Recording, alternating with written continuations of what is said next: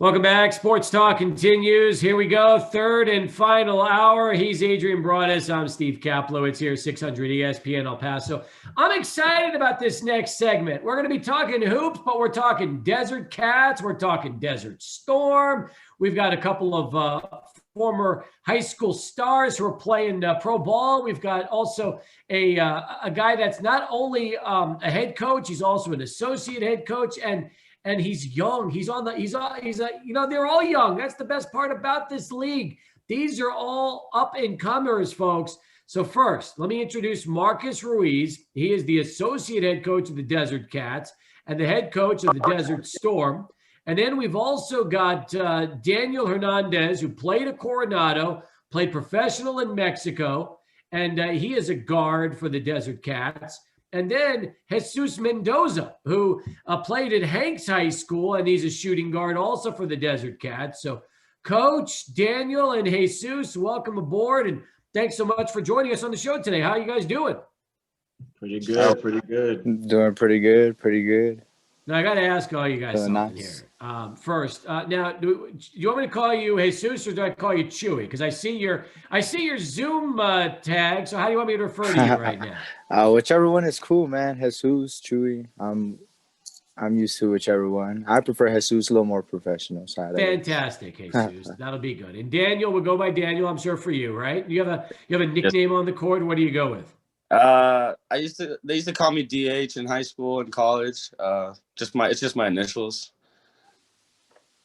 It's very original, Daniel. Very original. I like that.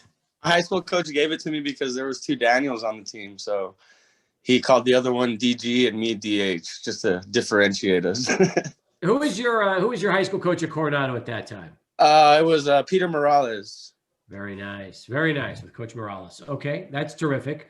And Jesus, so you were 2017. That's when you graduated from Hanks?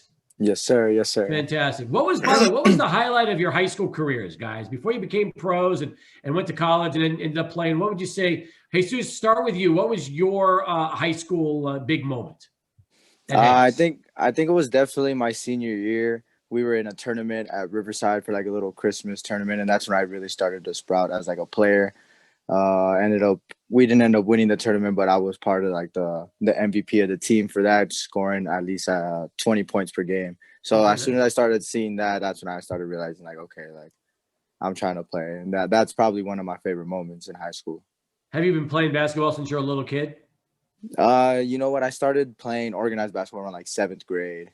Oh, really? So yeah, so now I wasn't like too young. I would normally play at like elementary school and stuff, but not organized. So when you were a kid, and I'm talking like elementary, did you grow up playing any team sports that were organized then, or did you just basically play on the blacktop, play in the gym, and then you started as you got a little older realizing that's what you wanted to do?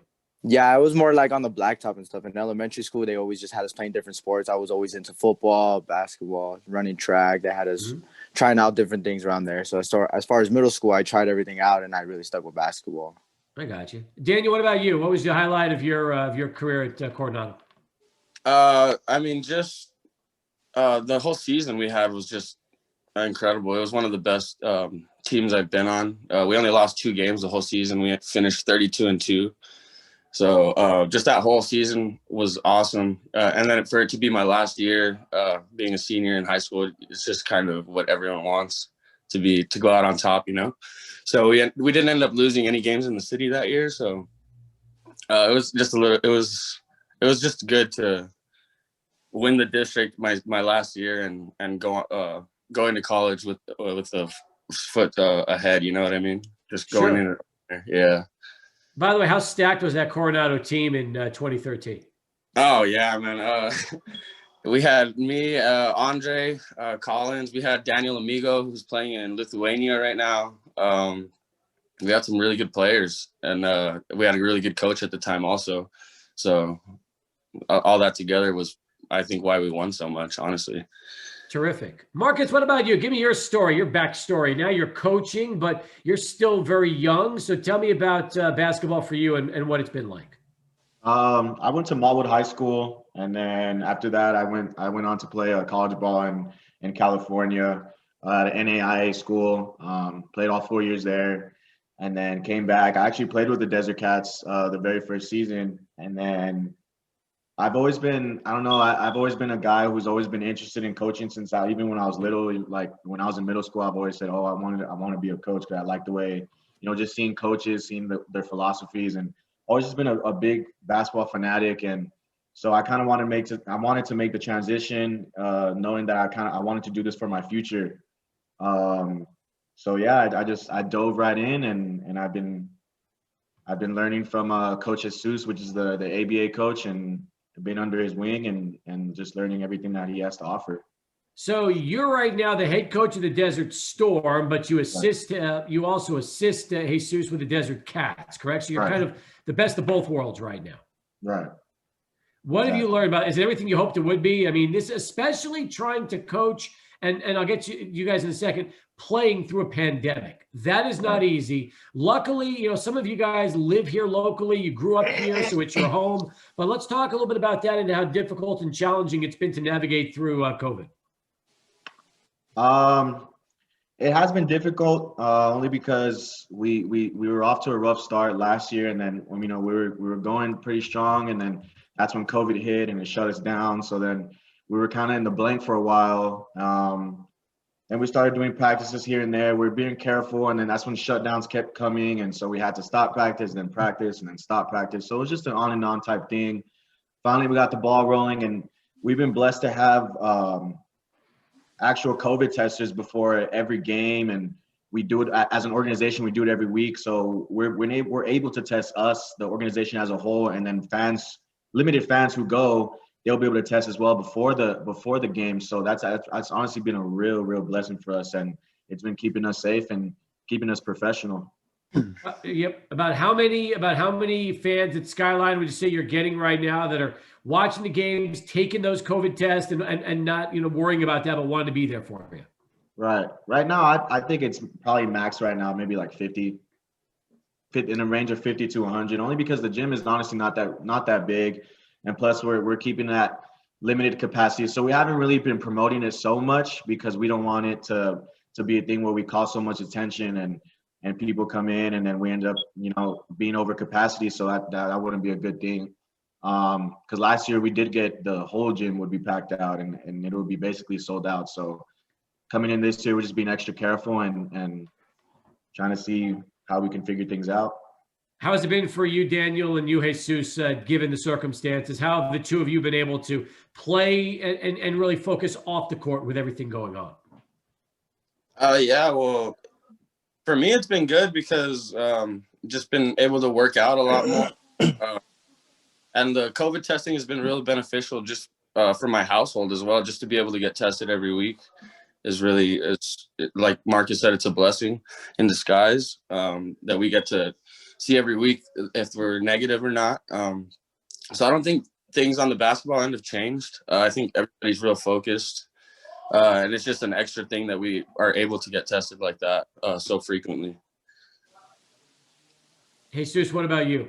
Yeah, to piggyback right on what Daniel said, it's very nice to get all those COVID testing done. That way we can make sure as an organization we're able to stay safe, stay negative. And I guess when we get on the court, starting with practice and stuff like that, we're already in our mindset knowing that everyone doesn't have it. So it kind of helps us ease away what we have to think about on our regular day lives to basically just focus on basketball and being able to focus on that.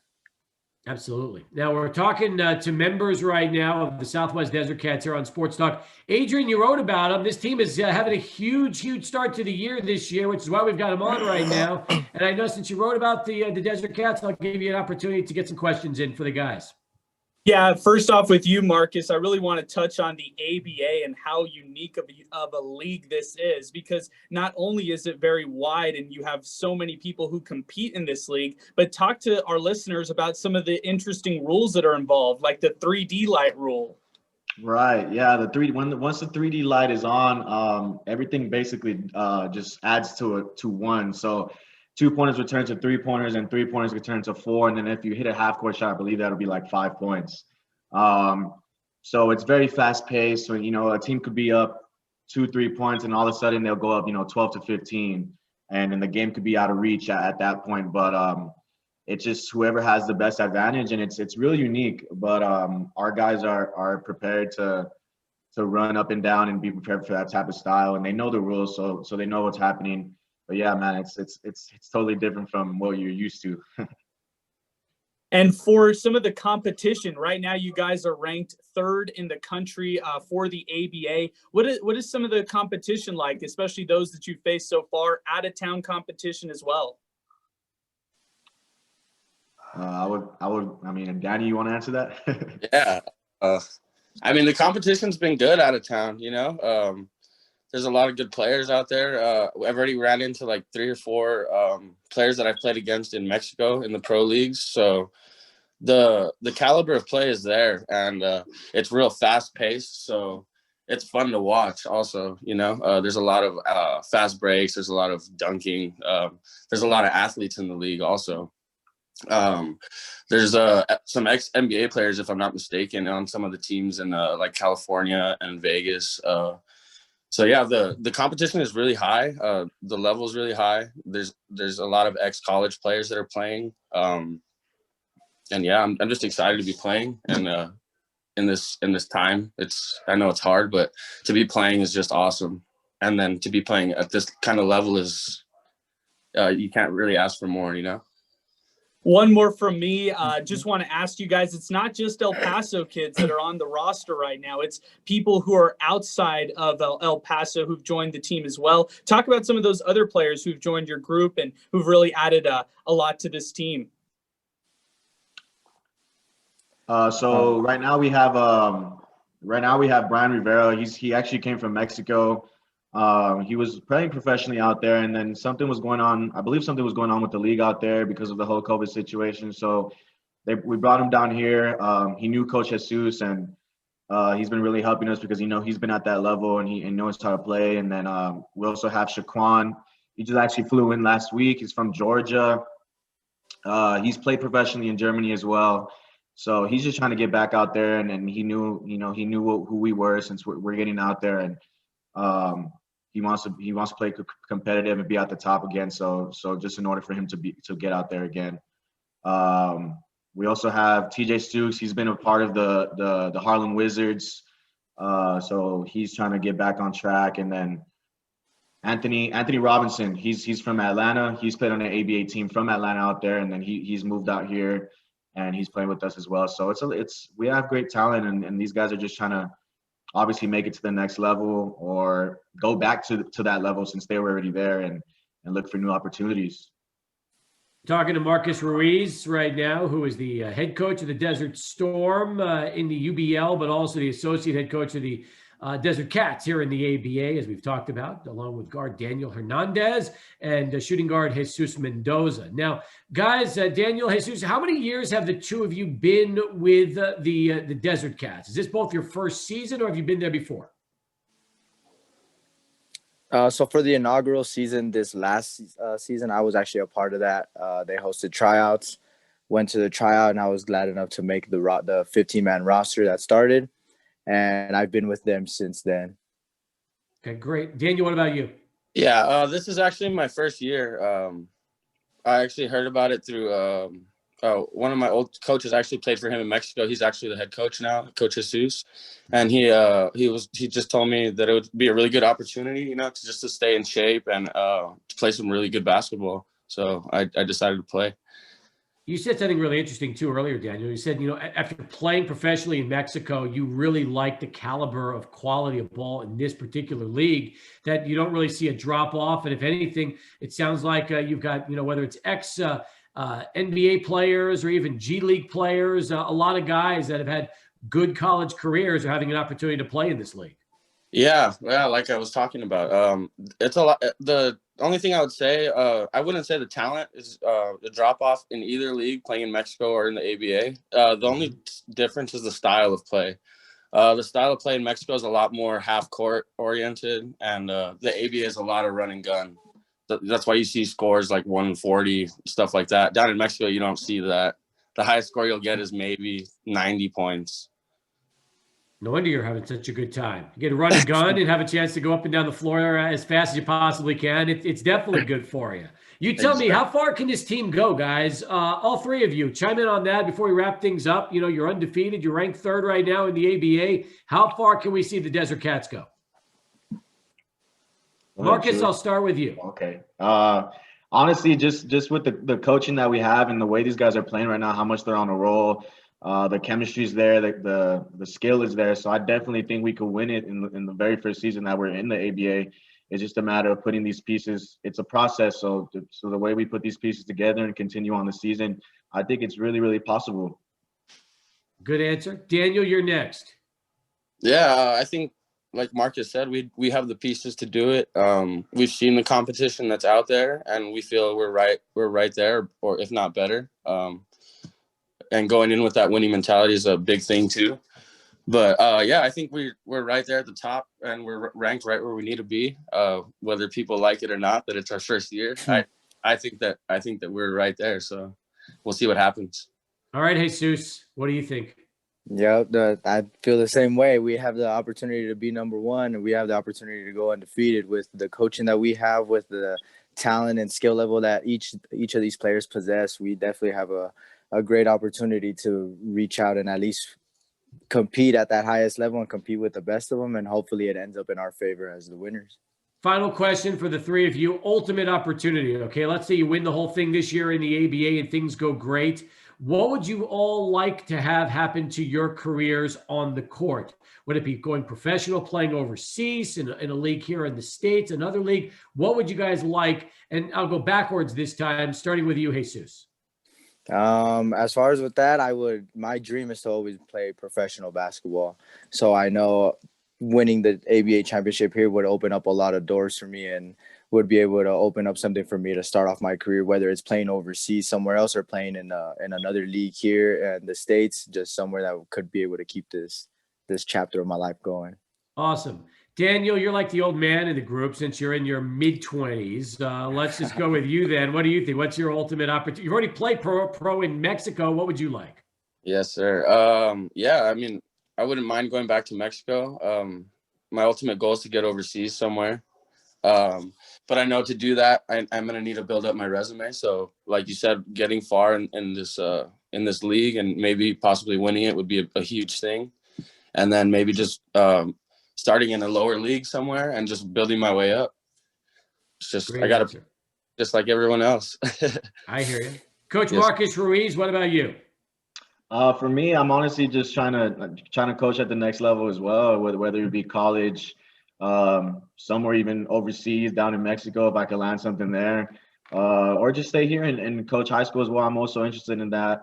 If I were to work my way up, maybe JV, varsity, and these high school teams looking for a coach. That's why I am starting this early, just so I could, by the time once I reach, mid-20s and then later on, I'll have so much knowledge of the game. So yeah, just any opportunity that would open his hands, I'd be willing to take it. Get back to that alma mater of yours over at Montwood and get started over there as a coach, right? Right. Yeah, I would love that. All right. Great job, guys. Appreciate all of you being here and joining us over the last 20 minutes. Congratulations on what's been a terrific start to this season. And I hope you guys save the best for last and win that ABA championship like you talked about. Thank you. Appreciate it for having us. You got it. Good.